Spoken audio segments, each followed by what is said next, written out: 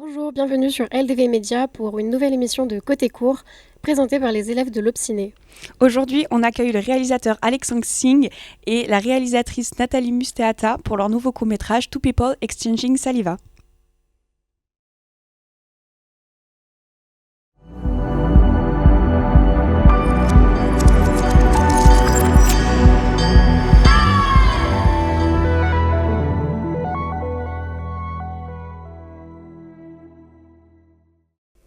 Donc bonjour Alexandre, bonjour Nathalie. Bonjour. Merci. Oui, merci, on est très contente d'être là. Alors on va commencer. Première question. Comment vous est venue l'idée de cette société totalitaire et quel parallèle vous faites avec notre société actuelle ? Plein de parallèles. On était vraiment inspirés par notre monde et les événements qui sont toujours dans les journaux. Alex, tu veux... L'idée est venue, on a été proposé de tourner quelque chose dans un grand département la nuit. Originellement quelque chose de petit, mais on s'est dit on voulait vraiment raconter une histoire émotionnelle. Et dans la rencontre, cette image est venue en tête des gens qui payent pour les choses en recevant des gifles. Et on ne savait pas exactement ce que ça signifiait, mais il y avait quelque chose inconscient, un peu, ça choquait, ça marquait. Et on savait qu'il y avait quelque chose, ça parle un peu de l'argent, la puissance économique, qui je pense s'intermêle aussi.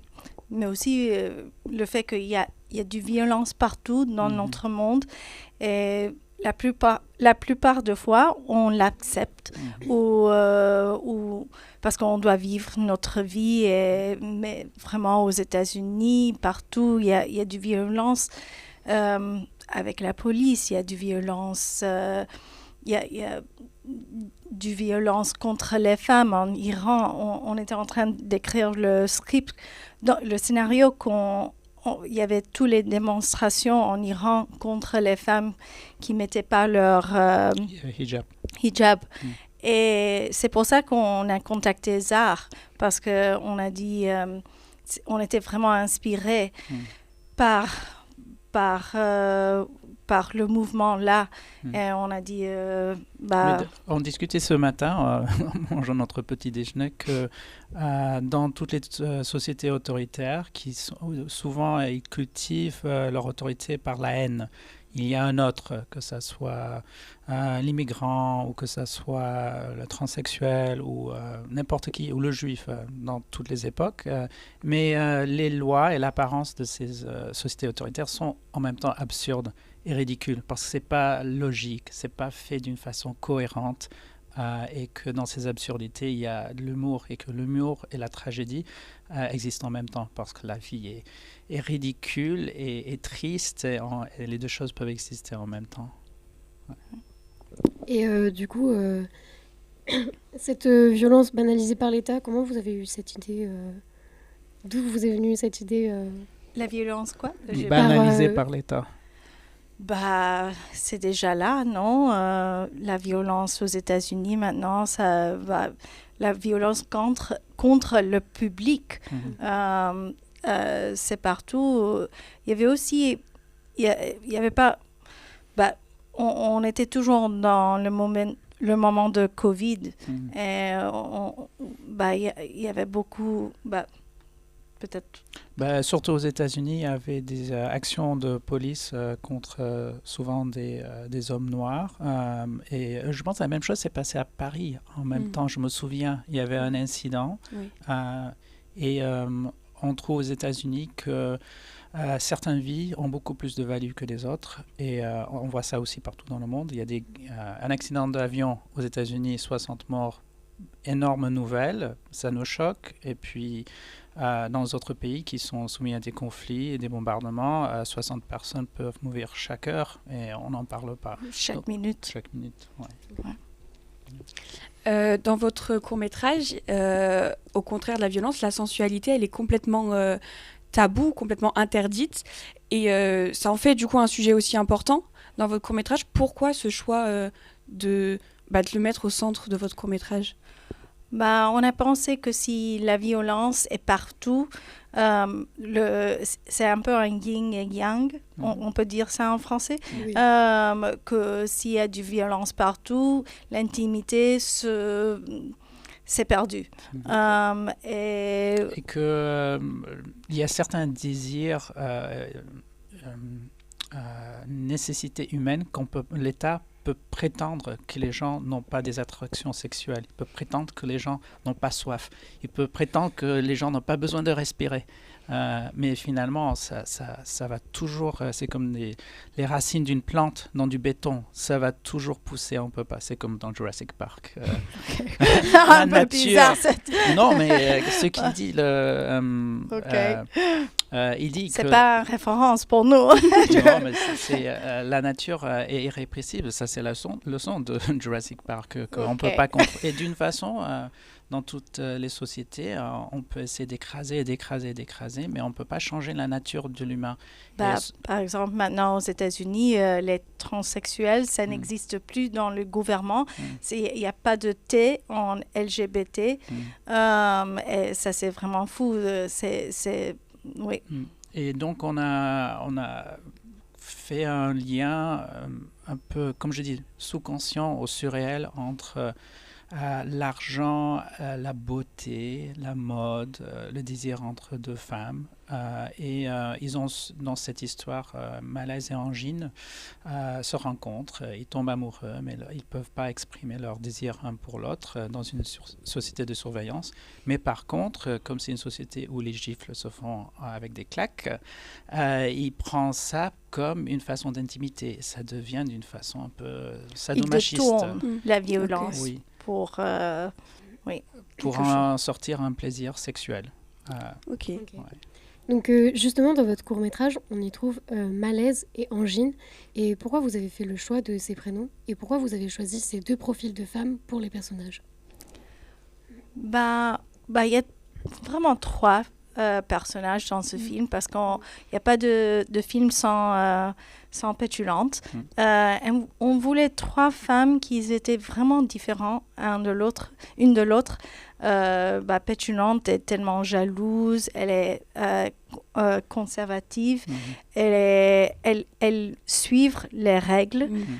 Angine est au milieu, elle est son mari fait les boîtes. Elle est impliquée dans la société, mais elle a des doutes. Elle est un peu faible. Non, pas faible. Weak. Angine. Angine, oui. La question aussi, c'était pourquoi c'est non. Oui. I was gonna OK. Vas-y, tu veux parler de non? Il y a deux raisons. La raison sérieuse, il y a une tradition, mais surtout en France, dans le théâtre de Molière, par exemple, d'avoir des noms de personnages qui évoquent quelque chose, qui veut dire quelque chose. Ou dans la commedia dell'arte, ou dans le théâtre, des choses comme ça. La deuxième raison, c'est qu'en France, mais surtout aux États-Unis, des gens donnent à leurs enfants des noms ridicules parce qu'ils veulent être original. Et on avait toujours cette blague entre nous imaginons que quelqu'un donne un nom qui veut dire quelque chose qui est pas super, mais qui sonne comme un nom et qui est joli. Et la troisième raison, c'est qu'en faisant cette chose, ça devient une conte, une allégorie. C'est ce niveau. Même si de temps en temps, nous tournons à l'épaule d'une façon très ancrée dans les rues de Paris, il y a cette façon de dire qu'on est un peu détaché du réel. Ouais. Mais après, il y a la question pourquoi ces personnages. Et aussi la distribution, non? C'était la question, non? Pourquoi ces trois rôles, ces trois femmes? Pourquoi ces profils, en fait, si différents de femmes? Oui. Tu veux continuer? Oui. C'est Angine, la bourgeoise. D'une façon, on a voulu représenter la France que nous connaissions.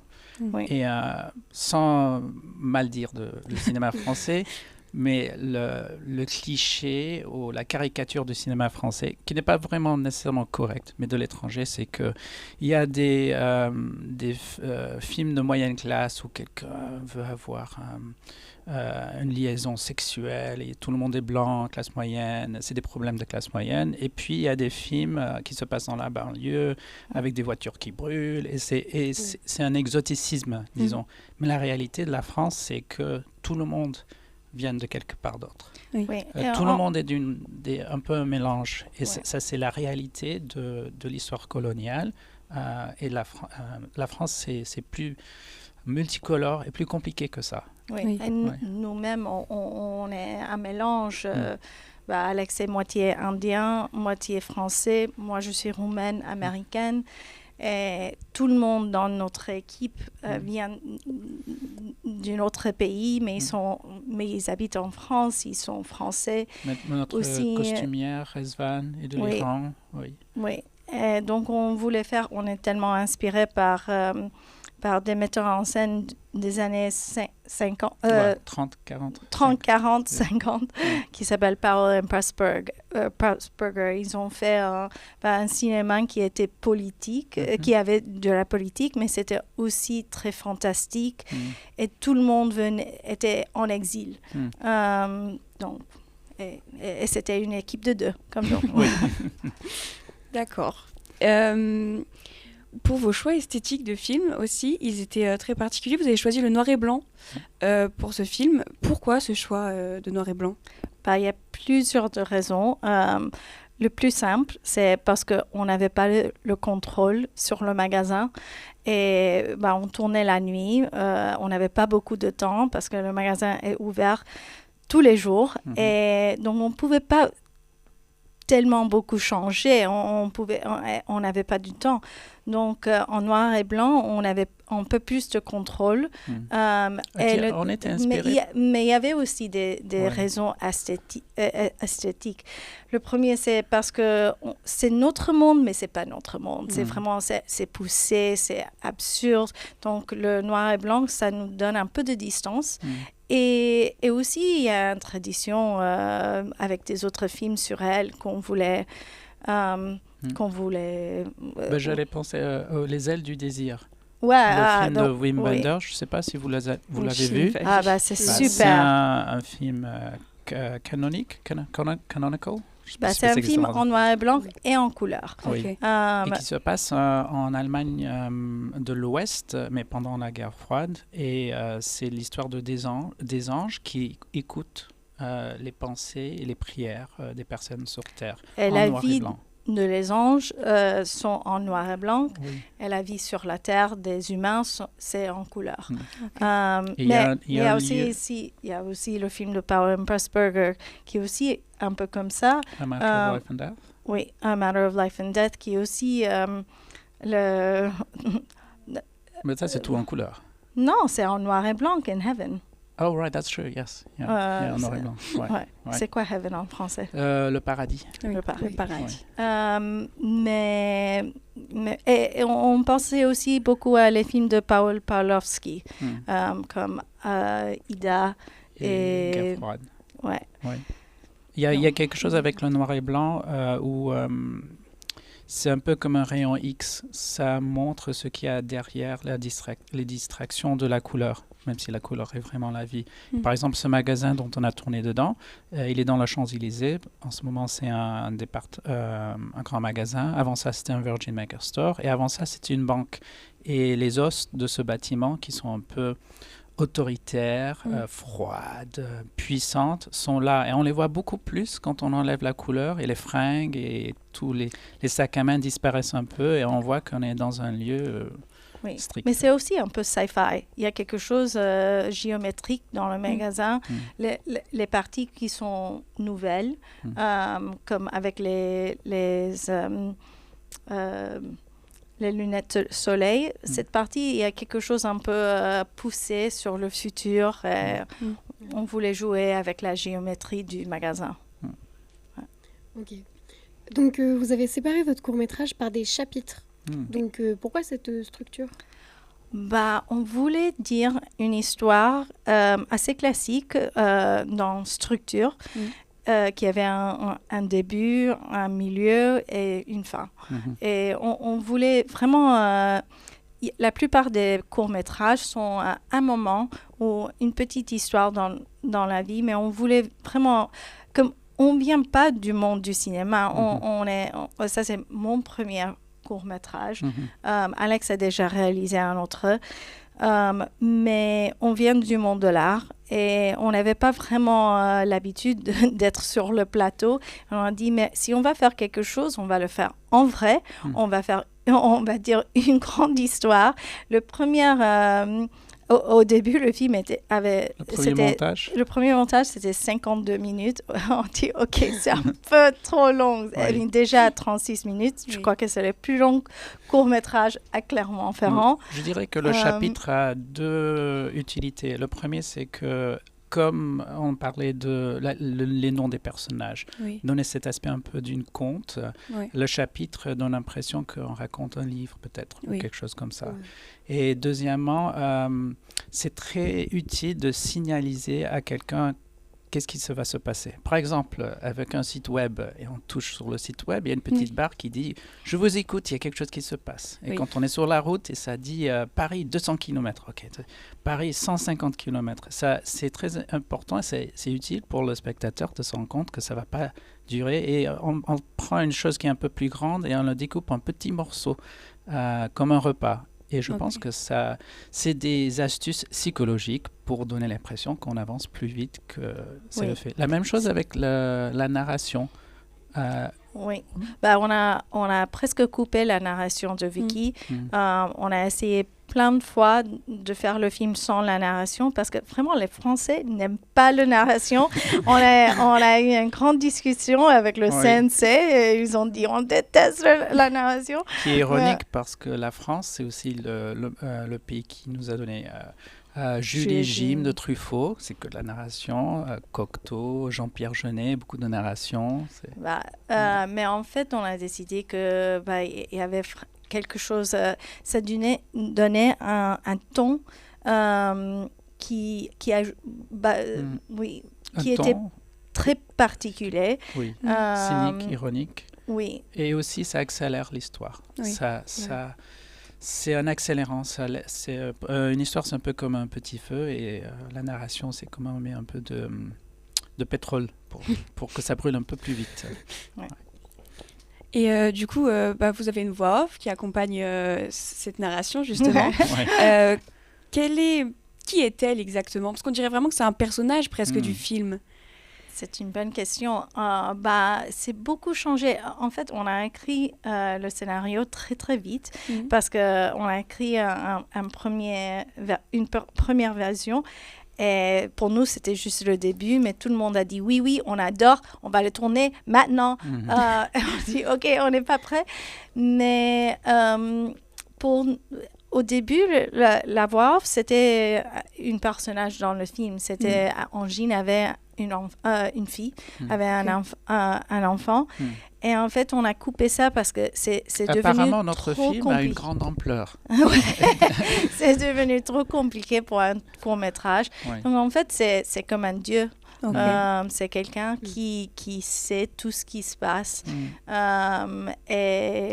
Et oui, pour nous, le dieu est une femme. Oui, pour nous, tous les narrateurs, que ce soit un personnage qui est dans l'histoire, qui est le narrateur, ou un personnage, disons, comme Dieu, le narrateur d'un roman, a toujours une perspective. Et sinon, c'est un peu ennuyeux. Alors, pour nous, ce Dieu, disons, a une perspective... esthétique. Elle n'aime pas le vase. Oui. Elle a des opinions. Elle a une sympathie, un peu de sympathie, mais une petite sympathie. Pour ses personnages. Ouais. Mais on est en train d'essayer d'écrire un long métrage de ce film. Et dans cette version, si on a de la narration, ça sera quelqu'un dans le film. D'accord. Ce sera un personnage à part entière. Ouais. Bon, merci beaucoup. Merci à vous. C'était très gentil de répondre à nos questions. C'était très intéressant. Merci beaucoup. C'était super question. Oui, merci à vous. Merci. Merci. Merci beaucoup. Quant à nous, on se retrouve prochainement pour une nouvelle émission Côté Cours avec les élèves de l'Obciné.